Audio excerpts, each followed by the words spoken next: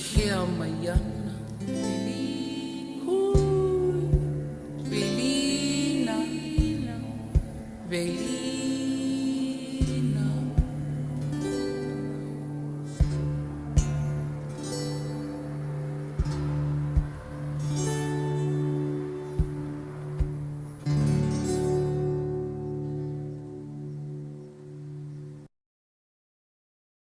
Thank you for our health and our strength. Thank you for our ohana. Thank you for the aloha spirit in our lives. Help us to bring that into our everyday with whatever we deal with and whoever we deal with. Help us to enjoy the meeting, to ask the questions we need answered, and to learn anything that Lono has to share. And we ask a blessing on Chris and his wife. They both have some sort of illness and not doing well. So we ask that they can be blessed with health and strength and rest tonight. And we say this humbly, mindful of our divinity and in the spirit of aloha. Haye. Amen. All right. Okay, thank you guys. I really appreciate you all being here very much. I miss you. I look forward to these Tuesday nights. I hope you guys do too. Tonight, I want to, we've spent several nights now on this concept of God, the purpose of life, and all of that. And I keep getting more questions from all of you. So for those of you who still have more questions, we can go over that right now.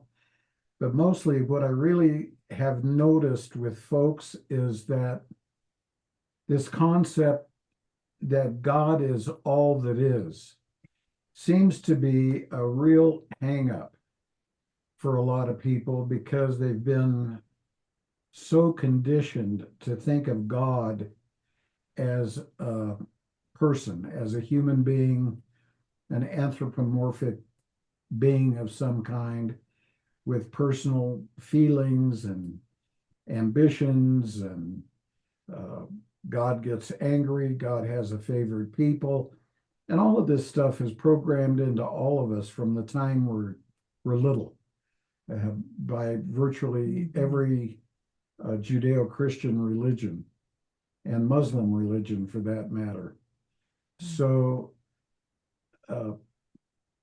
if any of you have questions about God, let's get into those. But I really want you to think about for a minute what it means that God is all that is, because it's the absolute key to everything. It's the key to peace on this earth. It's the key to really understanding Jesus's message.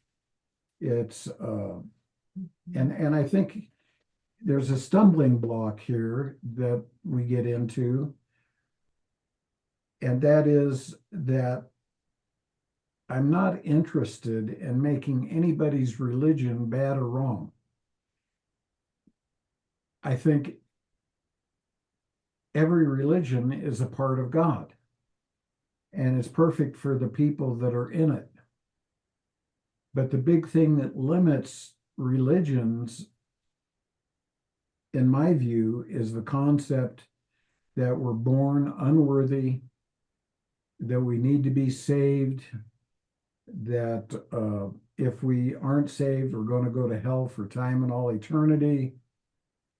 And in particular, I'd like you to think about that. Let me know if your version of Christianity doesn't include those things, because virtually all versions do.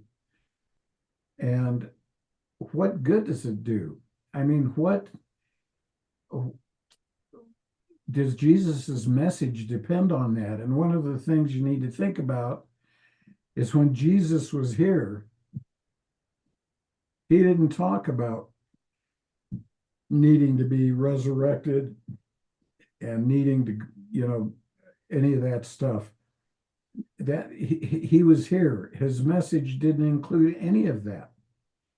And his brother James, who was in charge of his group after he was crucified, they didn't believe in any of that. All of that started with Paul. And I think that you want to think about it a little bit, because what good does that do except for a religion? If you're a religion and you're trying to lock people into your way of looking at God, then that has a tendency to be a tool that is used to do that. But in terms of Jesus's message, uh, what what is the point of all of that? Anybody help me with that from your point of view? He's Bakers. getting a grin on his face. Yeah, you're smiling, Gary. Well, it's kind of interesting. So probably I understand when you say God is all that is. Okay. I believe he has created all that is. Okay. But he's not those creations. Okay. That makes sense.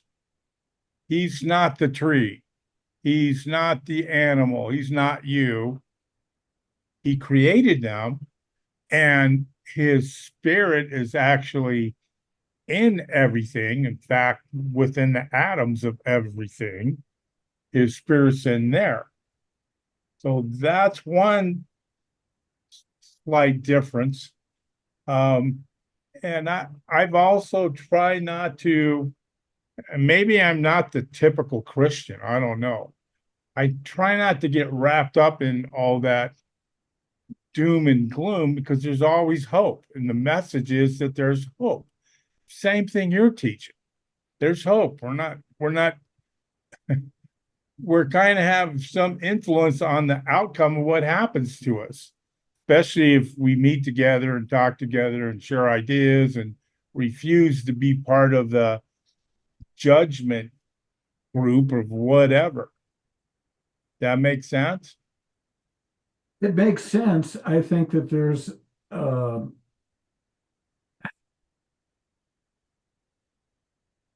a lot of nuancing that can go on in languaging here that can Yeah, really cause sure. people to either get it or cause people to say, can't believe that. That's not true. Mhm. And a lot of it is a languaging problem. Like when I talk about the Christ spirit, to me, it's God's consciousness in me, in my personality. That's the Christ consciousness. If you are a Christian, you'll identify with Jesus, the man who was resurrected from the dead, and now somehow he's got the capacity to be in each and every one of us all the time. Uh, but there's a separation there between Jesus and who we are. And I think it's this concept of a separation that creates the problems. Constantly striving to be worthy enough instead of just accepting that as a child of God, you are worthy. We say child of God all the time. What does that mean? I realize I'm not my son, I'm not my daughter. I get that. But their genetics came at least partly from me. And their habits, their attitudes, their ideas came partly from me, partly from their peers, partly from this world in which we live, partly from the TV, partly from some aspect of our environment. But essentially, I am their father, and they basically share my nature. As children of God, we share God's nature. And believing that somehow God will get irritated with us and kick us out of the house with this. I used to know a guy, he's dead now, unfortunately. He was a former business partner many years ago when I was in the financial services industry. His name was Ed Holiday. and he had several kids by a third wife. I think they were her kids, not his. But basically, he said he had a policy when they turned 18 years old, they got a gift for their birthday, which was a set of luggage. and and he kicked them out of the house, and they knew it was coming. And as God's children, does God kick us out of the house, never to never to forgive us for our stupidity and our unconsciousness? Is that what happens? He accepts you as you are. Okay. He already has. And if you believe in resurrection and all that, he's paid the price for you. He's actually lived your life. He knows every single thing about you, every thought, every experience. He has experienced it himself. How did he pay a price? What price needed to be paid? He paid a price so that you can be resurrected. I see. And why did he have to pay a price so that I can be resurrected? It's part of the plan, the Whose entire plan? plan. What's that? Whose plan? Christ's plan. Christ needed to die on a cross so we can be resurrected. I guess that's pretty accurate. I see. And what happens if Christ didn't pay that price? Then you would not be resurrected. What would I be? You would be Lono.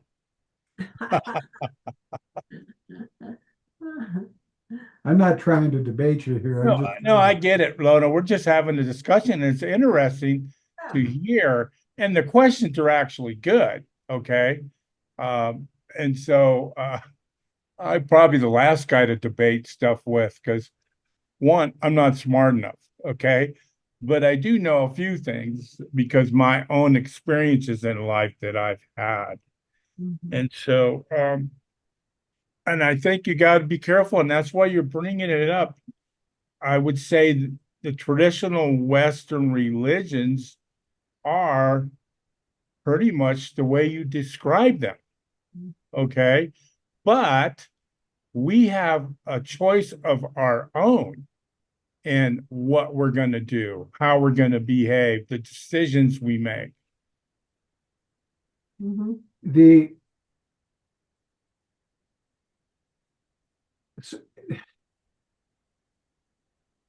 do you know who W. Cleon Skousen is?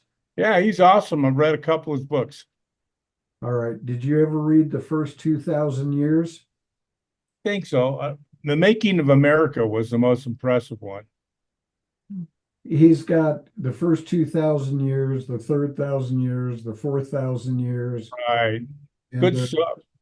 yeah, Interesting. yeah, they're fascinating books. I think some of his works to do with the source of our rights and freedom are absolutely incredible.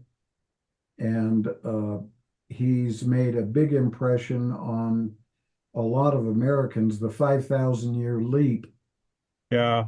an extremely valuable book that a lot of people really got what rights are and where we come from and that sort of thing.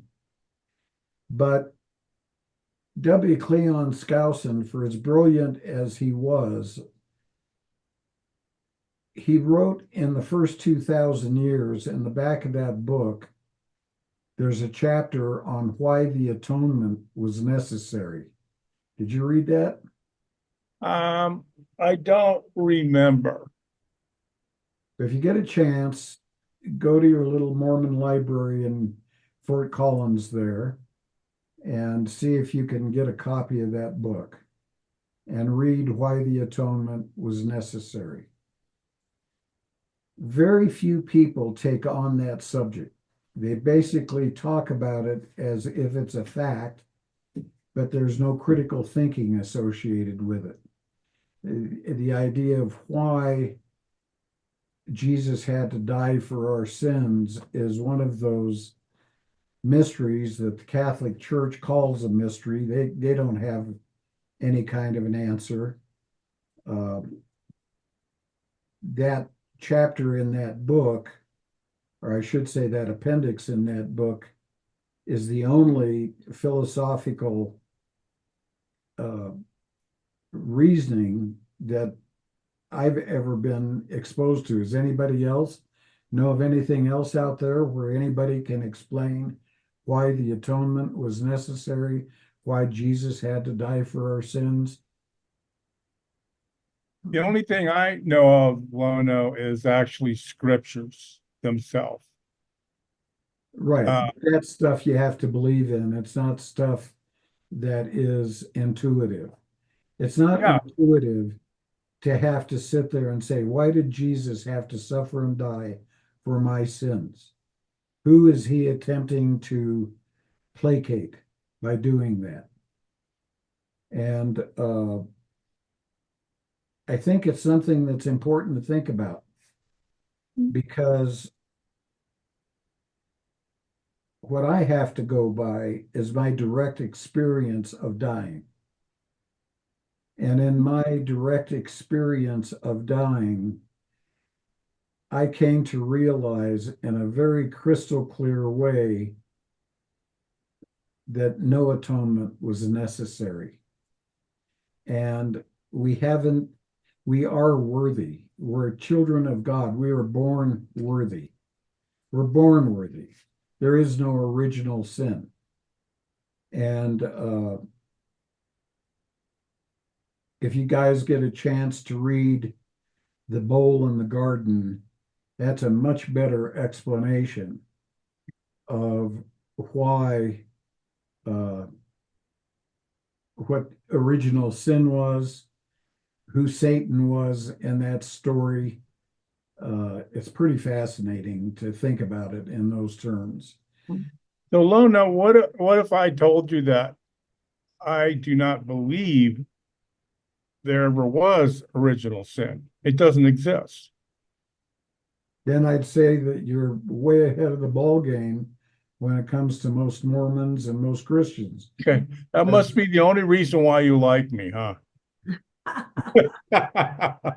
No, actually, I like your little beanie with the spinner on top. Well, here, look, let's see if I can get in the right spot, Okay. right Yeah.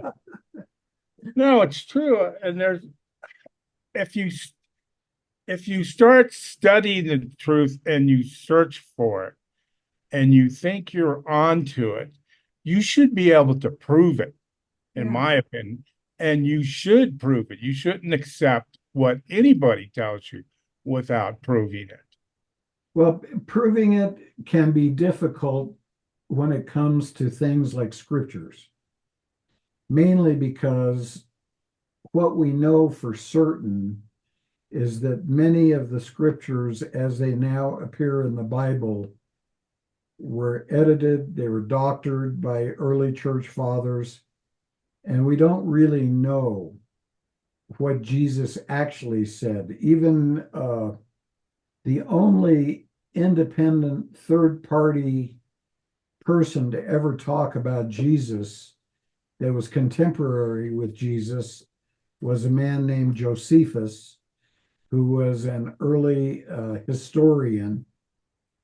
He was a Jew, but he did a couple of things.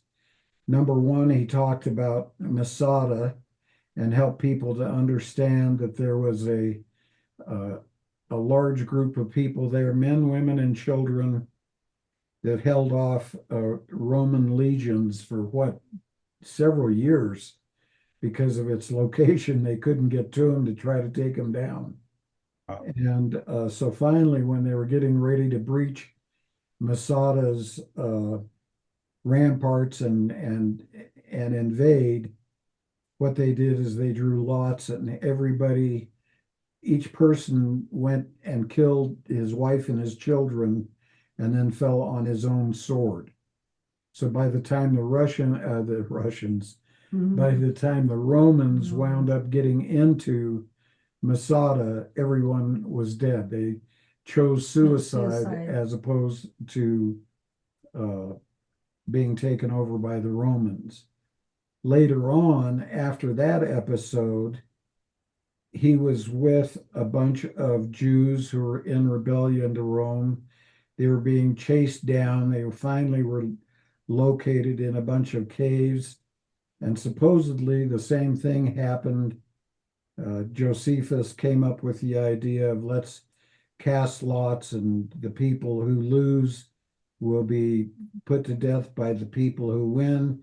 When the final 10 people are left, we'll cast lots again.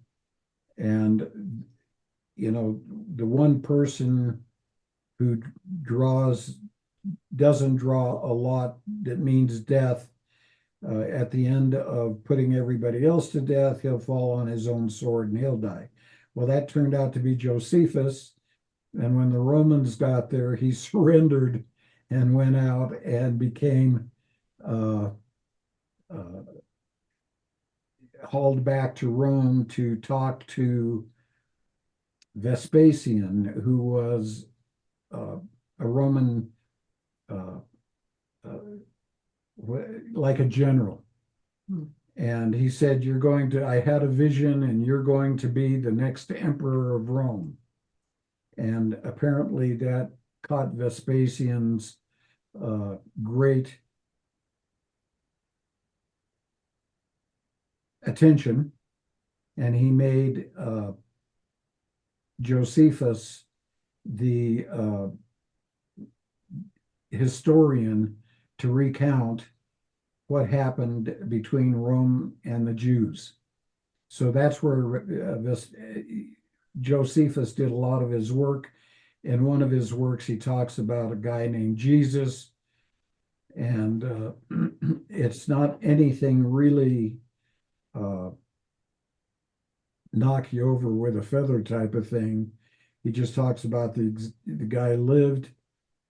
But the one thing about Josephus is Josephus hated the people who were claiming to be messiahs. There were a number of them among the Jewish community when he was alive. And he called them troublemakers. He hated them.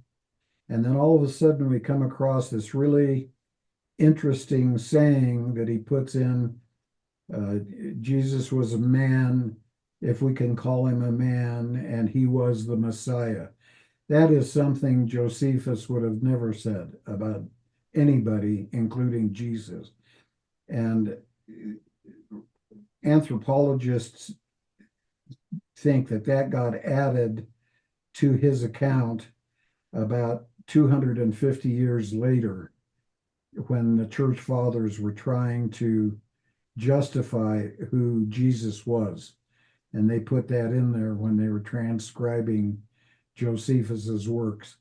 And actually, it probably worked, because Josephus would have not been that important except for that comment. And that meant that instead of burning all of his books and works, which the church fathers did on a routine basis, if it didn't comply with their version of what they wanted people to believe about Jesus, they would just destroy the works. But that got kept. And so we know a lot about early Jerusalem, how the people lived, and that sort of thing, because that comment was in there. The point I'm trying to make is that Josephus is the only reference to Jesus outside of the scriptures. And the scriptures are less than reliable as it pertains to details about all this stuff. I don't know if you're aware of it or not, but for instance, hell is a Christian idea. It does not appear anywhere in the Jewish way of looking at life. The Jews look at life in terms of reincarnation, and how you get born into the next life will have a lot to do with how you dealt with this life, but it's kind of an all ongoing process. There is no hell in the Jewish tradition. That was something that the Christians invented again, it was basically Paul who came up with that idea. So there's lots of stuff out there that we just, most Christians just accept, and that's fine if they do. And if that helps them to lead a better life, I think that's great. So I'm not trying to bring it down or make Christians wrong or Sure, bad. makes sense. But like I was saying, in my opinion, you should find the truth and you should prove the truth and Well, not just accept it. And that's kind of not human nature in general, you know? yeah, you need to be able to, when you start saying, what got me off on that rant is when you start talking about proving the truth. The that the first thing that emerges in life, and tell me if any of you think that this is not correct, but the first thing that emerges, think about the assassination attempt right now. How can you prove that there was not just one shooter? How could you prove that there were two shooters? How could you prove that it's a conspiracy involving the CIA and bad actors in the government? Thank you, honey. Uh, right now, there's no way to prove it. However, the story as it's been provided by the government doesn't stick together, does it? It's like a jigsaw puzzle It where the never pieces does. No, don't fit. And so the first step in any of this is you want the pieces to fit.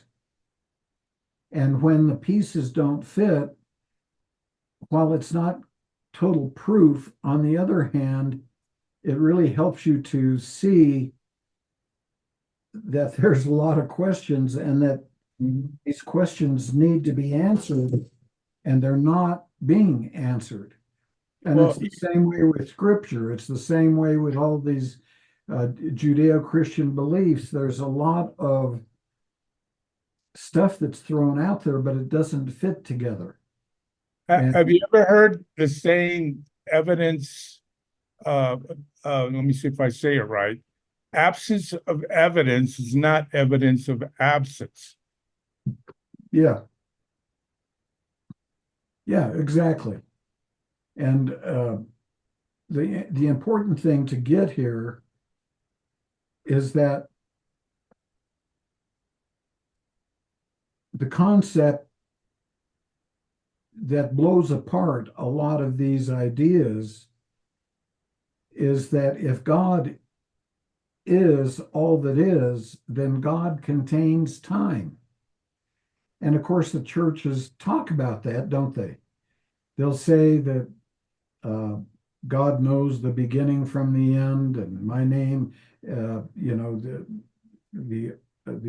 Alpha and the Omega, and the beginning and the end. I know everything, blah, blah, blah, blah, blah. And yet they act as if God is contained by time. And God is not contained by time. So, what is an example, and I'm just curious, of what you've heard from anyone that would describe God being contained by time? The idea, So, an example, the idea of hell. God okay? is going to consign his children to a place of eternal damnation for time and all eternity. Okay, that's Believe that interesting. God's contained by time. Well, here's what I know. And he sees it all. He sees the past, the present, and the future all on one timeline. Right.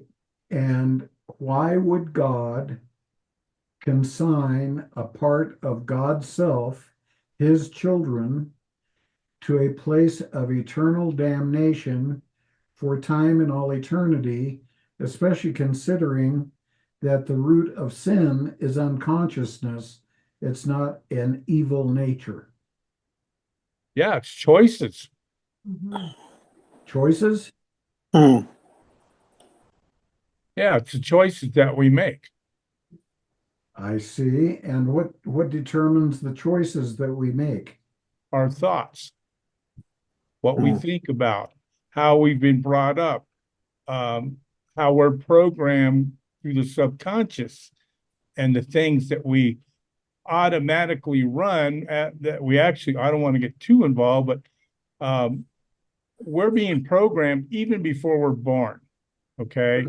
And I, from what I've studied, we actually are in theta for up to about the first of 7 years. Okay, so everything we see, everything we're exposed to, good, bad, and ugly, is recorded directly into the subconscious Absolutely of, true. of a kid. Okay. And so are your parents, like for example, you mentioned alcoholic parents. Um, what if there's drugs involved? What if your mom is, like Lanny mentioned about her mom, someone that's got issues or mental illness or whatever. But we take on the view of what we see during that time. And those become habits and actually programs that we run. Right. And so what is a program that you are running?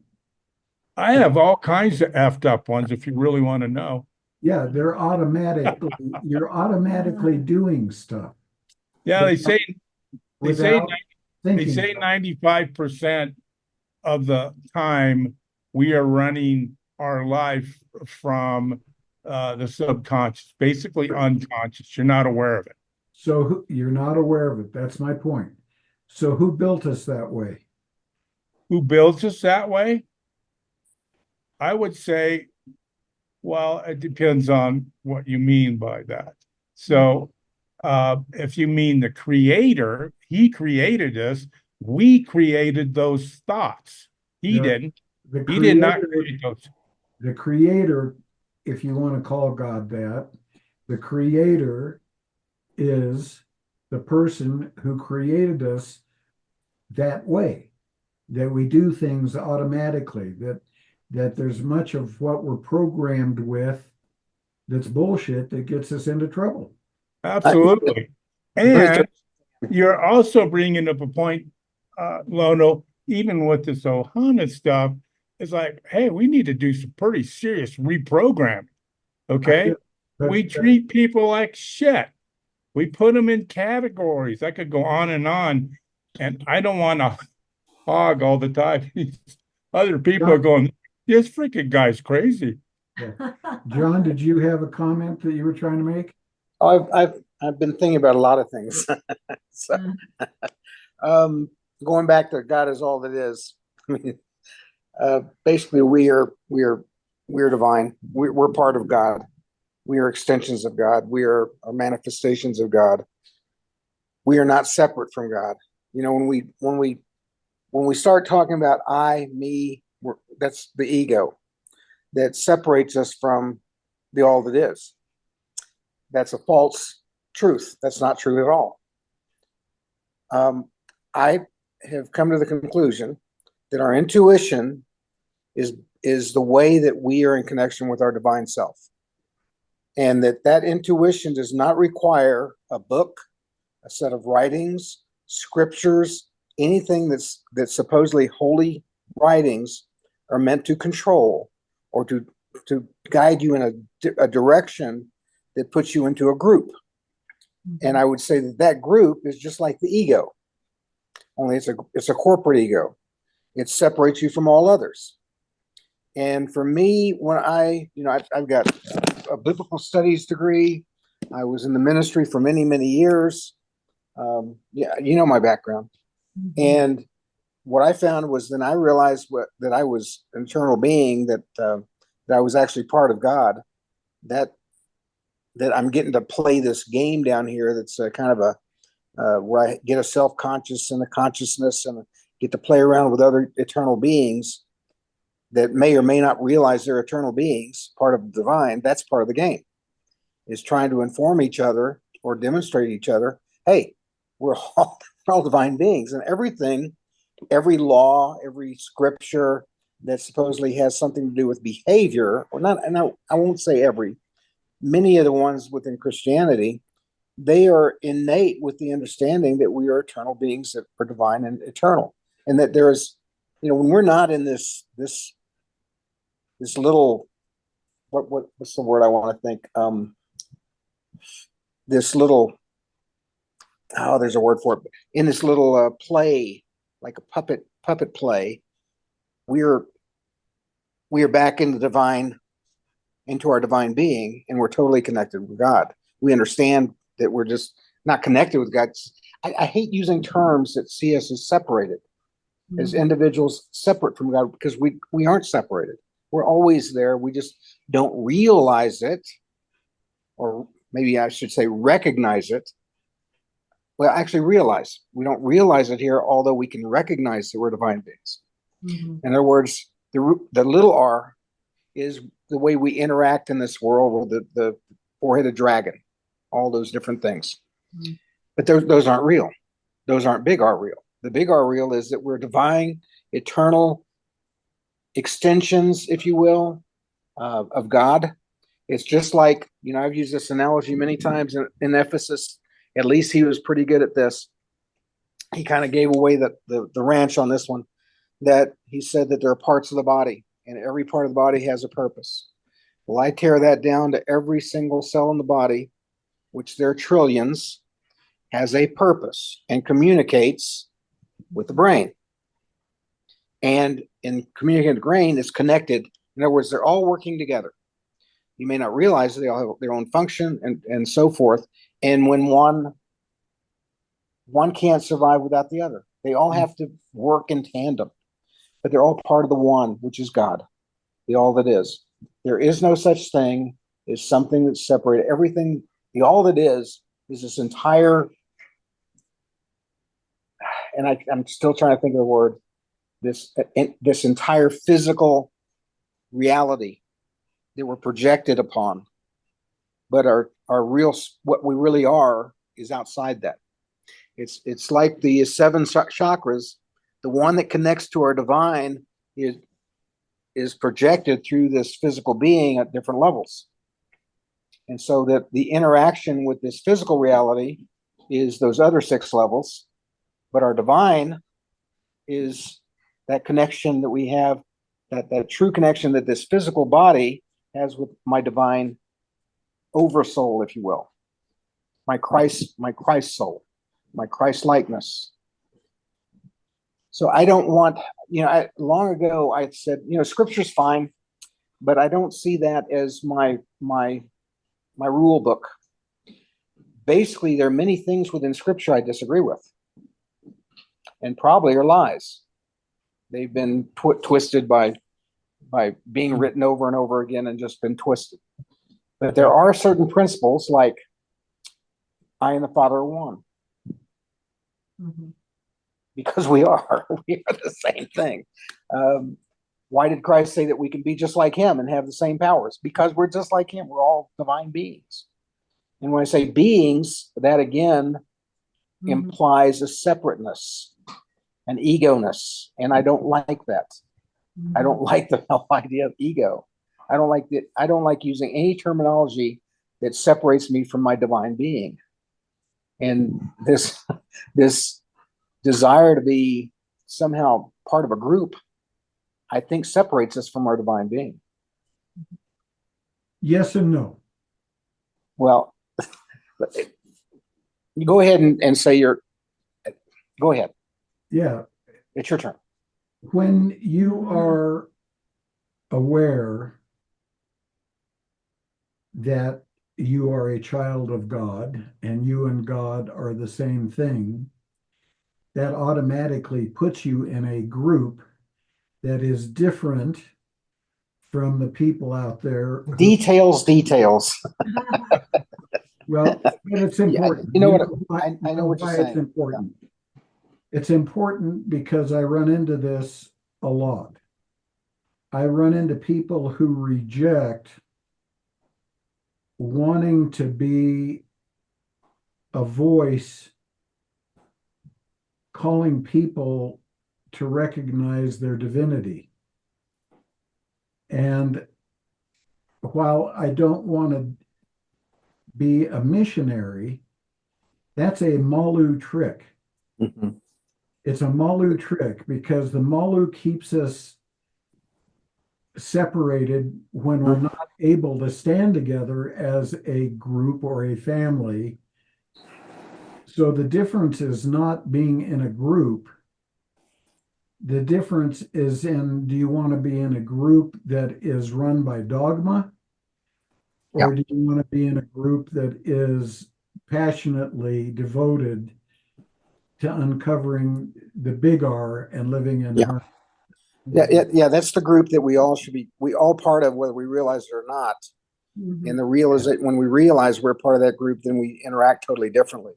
Yeah. What I'm talking about is the groups, as in part of the dogma groups. Yeah, the Those religion. are the things that separate us, Mhm. that keep us from understanding that we're all connected, that we're all divine. There's And no when I say doubt divine, that, we are extensions of God, period. there's no doubt that that exists, dogma, without question. Yeah. Well, the But I idea think that dogma is the bad Jesus was thing. resurrected from the dead is dogma. It's not anything that anybody can prove. It's not anything that anybody can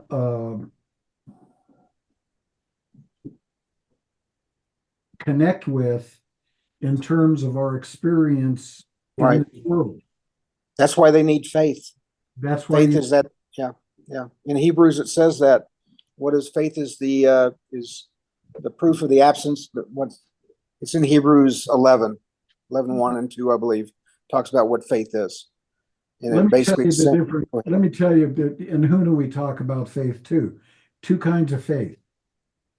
Okay. One faith is I gotta believe that Jesus was resurrected from the dead or was able to bring dead people back to life. That's a belief. And I can have faith in that belief, but that doesn't make it true. right, On the other hand, there is a place where I understand how the electricity in this house works. So because I understand how the electricity in the house works, I know if I go plug in my computer, if I have the faith that it takes to get out of this chair and go plug in the computer, I'm going to be able to talk to you guys all over the country. I know that if I have the faith that it takes to get up and turn on that light switch, that the light's going to come on. Faith follows knowledge. That's the proper role of faith. Faith follows knowledge. Faith should not precede knowledge, at least in terms of coming up with the big R. In science, you can think that sugar is nothing to do with heart disease. And that was taught by the medical industry for a long time. They taught it. And I can tell you, I run into doctors constantly every day that that's their belief. They have faith that that's true. And they make sure to tell everybody that they know, whatever you do, don't eat saturated fat because that's what will make you sick. That's what will give you cholesterol. Cholesterol causes heart disease, etc. And they have faith in that. But there's no knowledge that precedes that kind of faith. So that kind of faith leads people into trouble. On the other hand, if you understand the biochemistry and you're willing to transcend the training that you got in medical school and take a deep dive into the research and look at it, Evidence is what they call it. yeah, then all of a sudden, you can have faith that if you change your diet to eliminate sugar and root beer and things like that, No, it's good root beer. I'm that you sure. will that you will get healthier, and you will. It works. So when faith follows knowledge, it works. What Well, we're looking yeah, for is what works. I think that we have to understand where the knowledge comes from. A lot of doctors have faith in the knowledge of someone else's research, and they put faith in that that person was true and correct and that they did it correctly, like a lot of folks Yeah. during the COVID thing. And, I think that ultimately you're responsible for what you supposedly have faith in. I'm not sure I'd use the word faith. I guess faith is fine. I understand what you're trying to say, but I'm saying it more as it's like the Lono. The Lono tells me that this is the big R. This is reality, big R reality. And so it doesn't require faith. It's just recognizing. It's That's recognition. it. That's it. You got it. That's the point. Mhm. You don't need faith. That's all. We've talked about that before. You don't need faith. There's no faith is just something that's Faith is irrelevant. it's irrelevant. What you're looking Yeah, for. when you're in harmony with the big R, things work. Life energy flows. Right. If Christianity was doing such a great job, why is the world in the shape that it's in? How often do you find out there in the world, even among all of the great churches that there are, and I'm not denigrating churches, Right. Chuck Swedrock was on a couple of these meetings, and he's the guy very involved Right. International Association of Near Death Studies. And after the last time we had one of these discussions, he gave me an idea for a metaphor that actually works pretty well. He said, churches are like stepping into a rowboat that's tied to the dock. You're be able to go so far. That's right. Yep. And if you really want to discover what's on the other side of the river, you got to get in that rowboat, you got to let it loose from the dock, and you got to Mhm. row it across the river, or across the pond, or wherever you're going. And I think that's an excellent Yeah. idea. And you have to have your Lono and Lonnie working together, and so and you have to have a captain, Yeah, right? So it's without all four things, that Yeah. rowboat is just going to be floating around, without any aim. It's not going to end up where it needs to be. But when you're So in harmony with reality, the big R, things work. That's the test. It's no different than in the physical sciences. If you understand the principle, you apply the principle, it will work. Well, you have to be careful though, Lodo, because how many people in whatever field come up with a conclusion and then run an experiment that verifies their conclusion that may not be true at all, not even close. that happens all the time in science.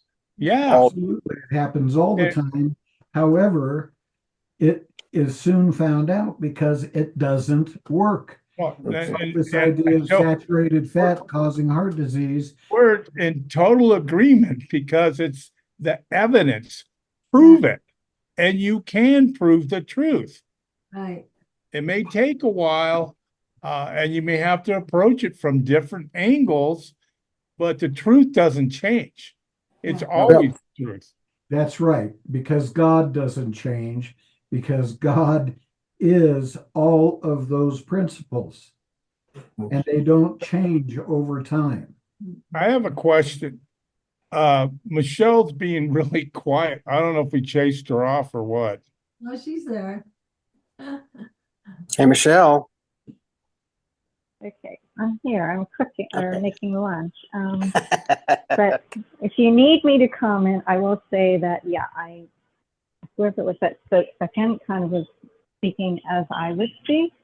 Hold on, is the mic behind me? Can you hear me okay? Yeah. Speak a little louder. Okay, hold on. I'll pull it in front of me. Okay. Lona, what keeps coming to mind is the Huna thing about truth, that, of course, this is escaping me right now, but it doesn't need to be proven. It's self-evident, something to that effect. Mhm. I didn't say it doesn't need to be proven.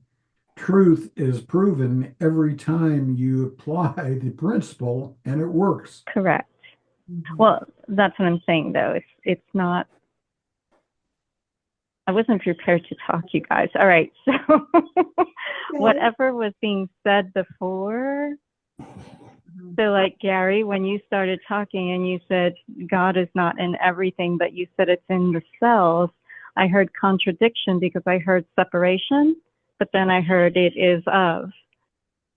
And then the conversation evolved from there. And I don't know where we are, but that's I'm following, and that's all. Yeah, I got it. That's good. I missed the birds, Michelle. Where'd the birds go? They're here. So my point is simply to ask these questions, and when you get stumped because your religious dogma does not allow for an answer that works, then you got to have the courage that it takes Yeah. if you want to grow, Mm-hmm. to be willing to untie that boat from the dock. Right. Look have somewhere it out else. there. Yeah. So, and at the same time, why it's difficult for me to say these things is because I don't want people thinking that I'm trying to denigrate their religion or telling them that their faith is wrong or any of that, because I prefer for people to see whatever their spiritual path is as stepping stones to enlightenment. It doesn't matter Right. what religion is. Right. Right. It's a stepping stone. So wherever you're at, there's another step if you're willing to take it. And that's what bothers me about certain religions, is that people are taught from a very early age that if they even look outside of their box, they're committing a mortal sin, they're going to go to hell, Satan is going to take their souls. And Mhm. that's my experience. That's what happened to me when I went to the Abbey, and that's what happened to me when I was in the Mormon church. Yeah. It's all Constant, fear. It's all fear-based. It's all fear-based. It's nothing, yeah, it's nothing more than control. That's Yeah. what it is. right. Right. But that doesn't mean that the Catholic Church or the Mormon Church or the Baptist Church or the Episcopalian, I remember one time when I was walking down Baseline Drive. I had just broken up with my girlfriend at the time, and I was really heartbroken because I found out that this girl was cheating on me, and she'd been lying to me, and I was just emotionally devastated. So I just decided to take a walk from the dormitory and walk up Baseline Road in Boulder. And as I'm walking up the road, I'm walking by a Lutheran church. And at this point, I had nothing to do with Christianity, nothing to do with Catholicism or any of that. But I could hear the minister talking. They had the doors open to the church, and he was on a microphone, and I could hear him plain as day. And what he said was, a person all wrapped up in themselves makes a pretty small package. That hit me like a ton of bricks. And I peeled in and I went in and I listened to the rest of that sermon. And it was exactly about what I was going through. Not only about her being selfish and wrapped up in herself, but me being all wrapped up in my feelings about the whole thing. And that's where the real liberation came from, is realizing I didn't have to do that. Mhm. And so lots of churches provide a lot of really important spiritual guidance to people, and it's perfect for the people who are on that path at that moment. So I don't at all want to say anything that's going to cause people to want to disconnect from a source of spiritual food that's working for them. But at the same time, there's a few of us that want to see what's on the other side of the river. Mhm. And to do that, you've got to untie that boat. And you got to understand who you are. And as John said a few minutes ago, you got to be aware that the captain is in the boat when you get in the boat. How many people, I'm a Colorado cowboy, and I can tell you that after I left the Catholic Church, the outdoors became the only place I could relate to in order to be able to get a sense of the divine in my life. I would sit there and I'd look, we had ranches outside of Salida and in the San Luis Valley. If you're outside of Salida looking at those mountains, it's pretty hard not to be inspired. If you're in the San Luis Valley and you're looking at the Sangre de Cristos, it's pretty hard not to be inspired and to see, not to see God in all of that. And there was no scripture that was necessary. And I would observe the wildlife and how it got along. One of the things that really helped me a lot, I think, was my grandpa and my father teaching me about the respect that's necessary for animals. And when you have that kind of an attitude and you deeply love and respect animals, they can tell. They know that you feel that way. And you can be very close to an animal that many people would consider extremely dangerous. And I'm not saying you need to be foolhardy, but I'm saying that you can be in a place where you can see the divinity in that animal. And so often, on YouTube, you'll see a dog laying down with a pig, and the two of them are best friends, and they play with each other, and they're totally into one another company. A squirrel and a turtle. You can see this on YouTube all the time, and these animals are just deeply loving each other. When Rocky came and we had the two cats here, he didn't quite know what to make of those cats. Neither did Rosie, but they followed our lead, and as a result, they'll get along great. They play with each other.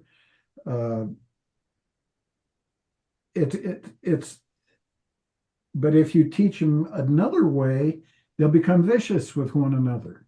Mhm.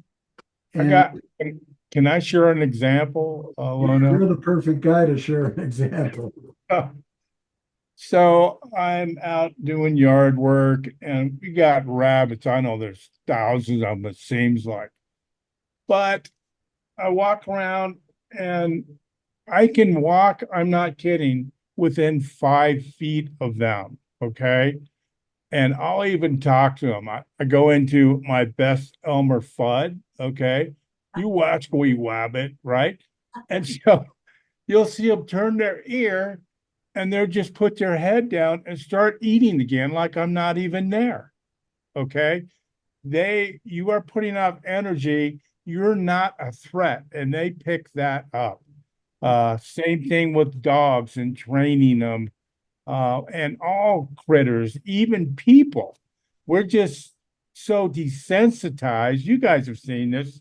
You're in a situation around somebody and like, something's not quite right. I don't know what it is, but there's something not right. And there's other people instantaneously you're attracted to them. It's like you know them.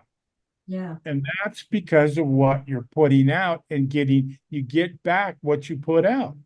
Yeah, Mhm. Yeah, no doubt about it. for sure. And it's important to keep a smile on your face. You know, if you want to make for a lot less trouble in your life, keep a smile on your face. Yeah. You affect everybody around you by how you feel. Yep. If you're up and you're happy, like Lanny, she always tries to be up and Mhm. happy, even when she has to deal with you, Lono. It's an amazing thing. I tell people all the time, she's a brilliant But thing. it's contagious, you know. Yeah. It's like, okay, well now I'm going to be nice to somebody today. Yeah, I'm not going to be like Lono. I'm going to be like Lanny. All right. there you go. So back to all the, everything is tied together. And just one more comment, and then I'll shut up. And that was what John said about intuition. And I believe that that's a gift given to us from our Creator to be able to tap into that. It's a spiritual thing. Absolutely. Intuition is how that dimension of us. Well, do you remember the circle of life that I put out there? We have the four parts: the north, south, east, and west. And the east and the west are Lono and Ku. And you got to bring a marriage together. Those two got to get together before you can have access to the mother-father part of that. Okay. And how you get access, once you're there, the communication is taking place through intuition. Your thoughts are not the same thing as an intuition, are they? An intuition is a recognition of truth. A thought is a statement of truth. A feeling is what happens when we have a concept in our mind that can provoke either joy or can provoke fear, depending on how we put together things, right? To the extent that you're in fear, you're in denial of your divinity, aren't you? Because if you are really owning your divinity, what is there to fear? Nothing. Nothing. So in Huna, we distinguish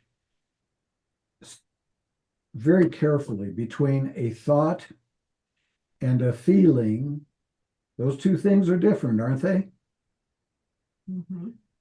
And when your thoughts and your feelings are not in the same place, what is that called? Being Insanity. It's a form of It's insanity. called, no, it's called therapy. Well, dissonance. Dissidence. Yeah. Yeah, musically, I can Cognitive relate to that. dissonance. Mhm. How about the people out there that watch Trump get shot in the ear and they're trying to say it was all a made up thing Yeah. to get Trump's sympathy? Mhm. And they're absolutely sure that it was all a cover up. But it's called cognitive dissonance. They can't accept the truth of it. But when your thoughts and your feelings are not in the same place, you're not a well person. Mm-mm. You're not capable of making any kind of a decision. Yeah.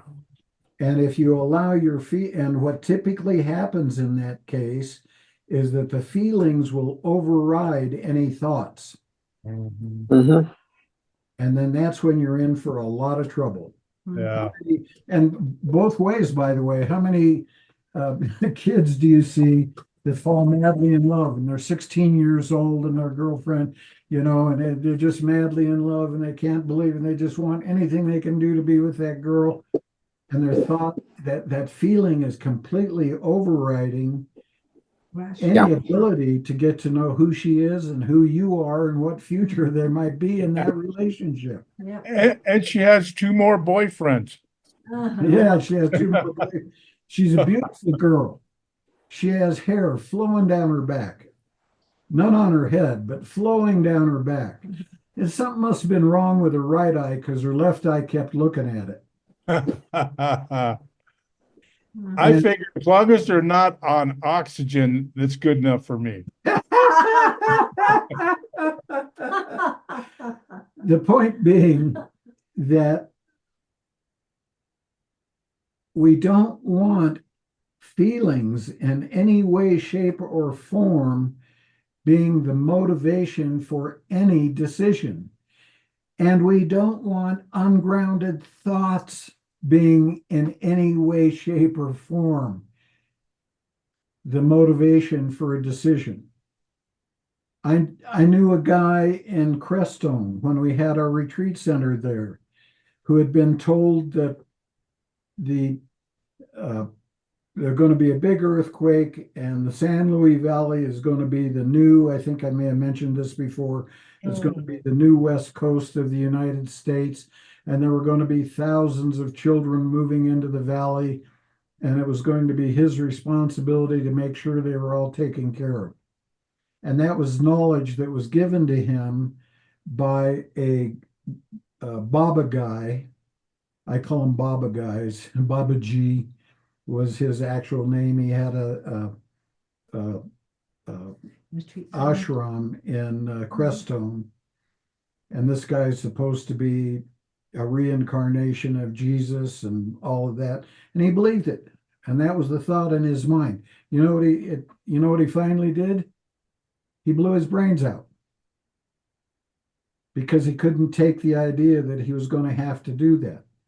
So you don't want ungrounded thoughts running your show, and you don't want feelings running your show. What you want to work for is a marriage.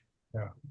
And Look then at- you have that marriage between your thoughts and your feelings. And you know what that's called a lot of times? It's called training. Why do you think the military trains people? Well, and look what politicians do. Okay. Their entire message is based on basically it's fear. Okay. They need to make you feel a certain way to go along with what they think is right. Yeah. Yeah. Now, intuition is what happens when you get a communication directly from your divine self. And my suggestion is when you get that, pay attention because God will not be mocked. Especially as you get older. Have you noticed that? Yeah. You're like, Absolutely. you have the thought, and you're like, that's not real. And then next thing you know, you're dealing with the decision to ignore that. And Yeah. you're like, that was stupid.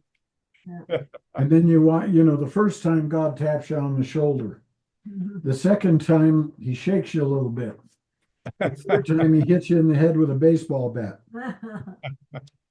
That's what I say.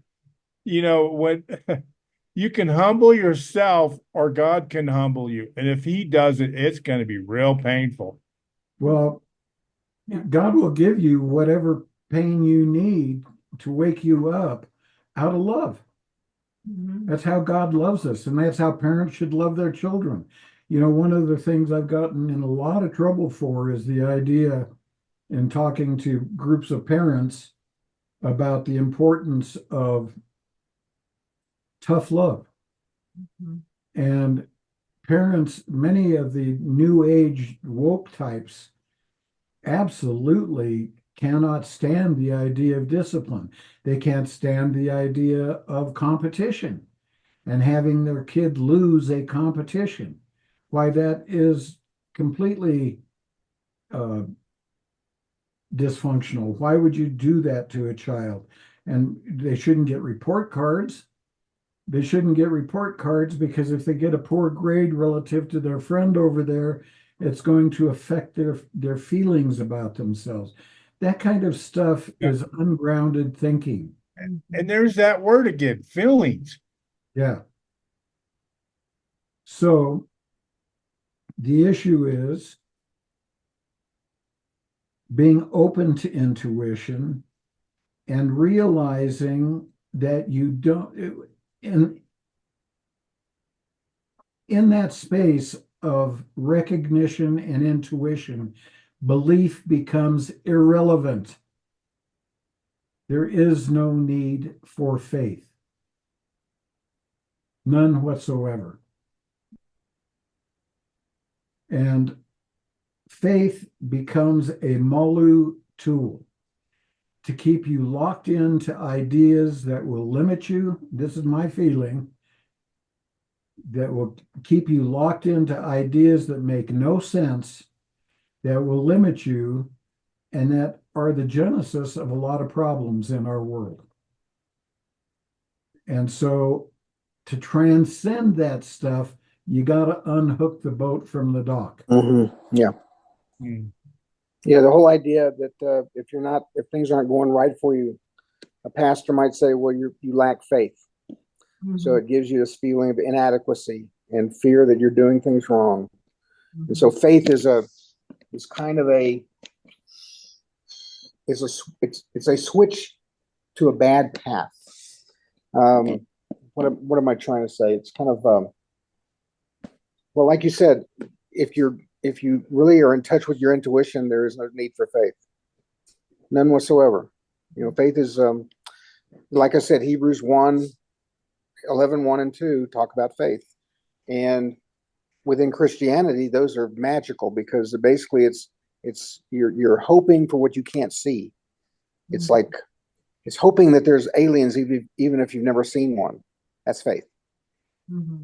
And even though I think that there are aliens because I've seen one in the Ring doorbell camera over at my neighbor's, so I don't have any problem with that because I think I've got the evidence for it. But all those people out there that all they see is a little light in the sky and they think that's aliens, that takes a lot of faith. Yeah. Okay. You know what faith is good for? Knowing that chocolate ice cream is chocolate. What faith is good for is exposing hypocrisy.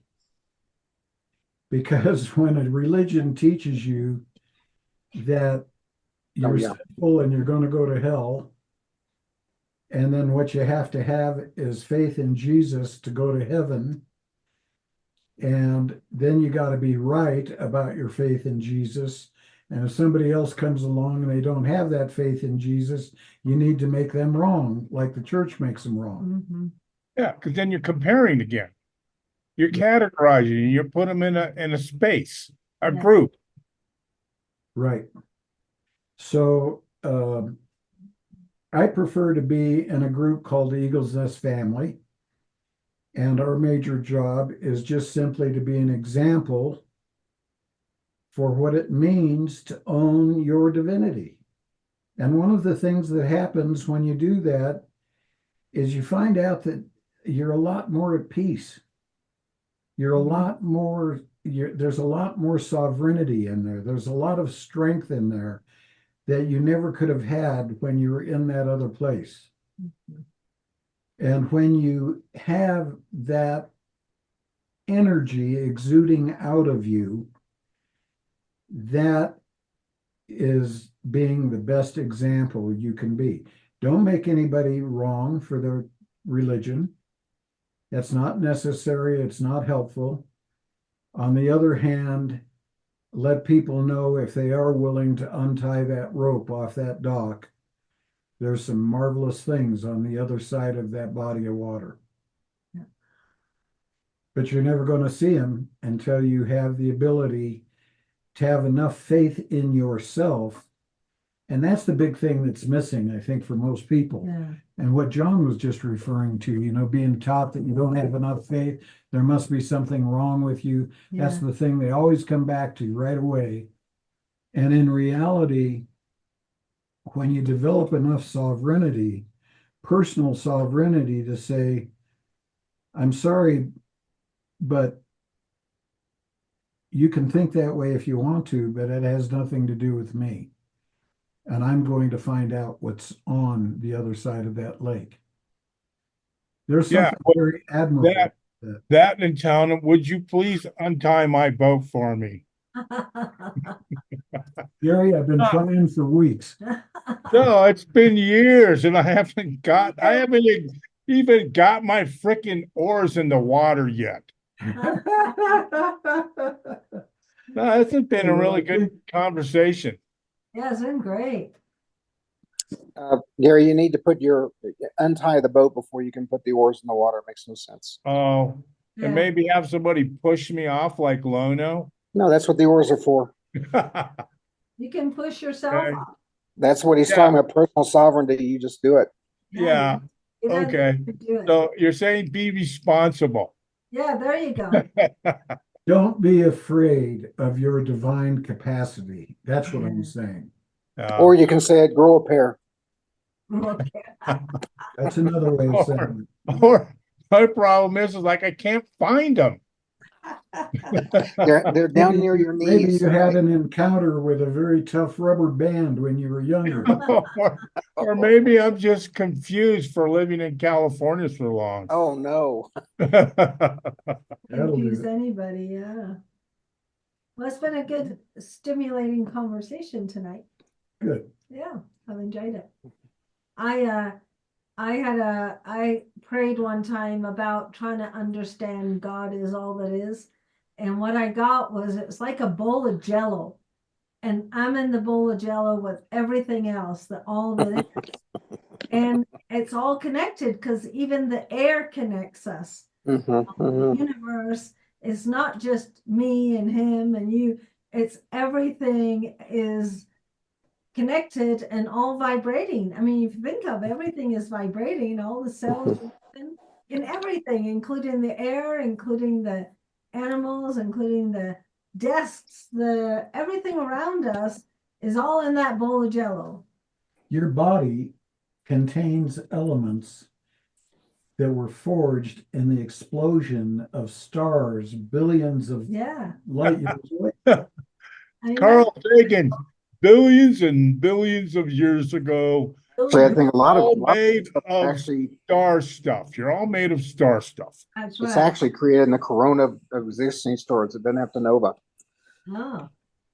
See, so we're all connected and we all are part of Stardust. So it's That's true.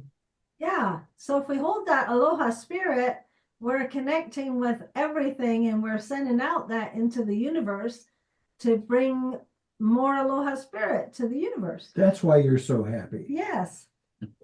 That's why I keep It's not the drugs. It's not the drugs. not the drugs. No. They help sometimes.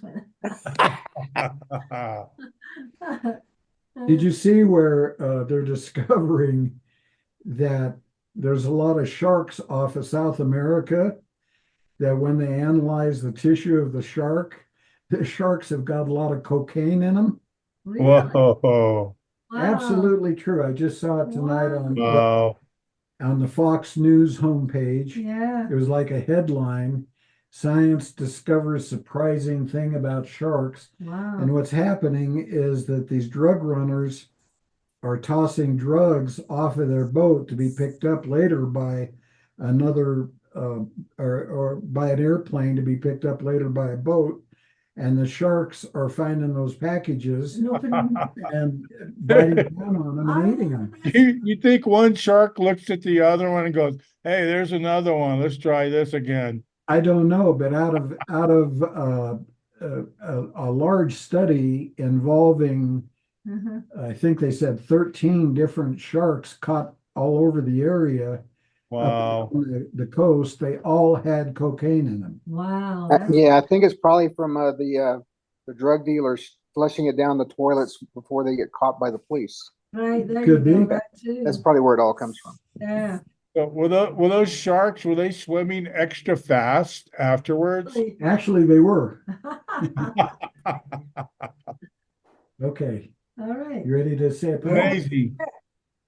Okay, so we'll talk about Malu next week when my challenge from last week. We'll talk next week about that if we can take a little time to do that. Okay, let's close our eyes. Take a deep breath.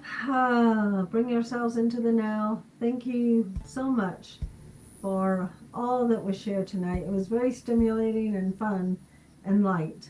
We're so thankful for all the wisdom that we received and help us to bring that into our lives and bring more aloha spirit to our lives, bring more understanding that we're all connected and that we affect everything around us, and help us carry that spirit into our week and share that aloha with all that we meet and all that we touch, and help us to appreciate everything that we have in this life. We're truly blessed in this country for what we have, the comforts we have, the abundance we have, the food we have. We're so blessed. So help us to appreciate what we have here compared to so many other people in the world that are struggling and having a tough time.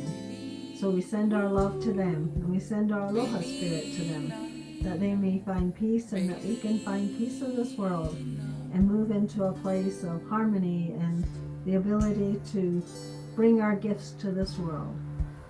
And we say this humbly, mindful of our divinity, and in the spirit of aloha. Haye. Oh, Amen. All right. Cool. hey, thank you so much. I love all you guys so much.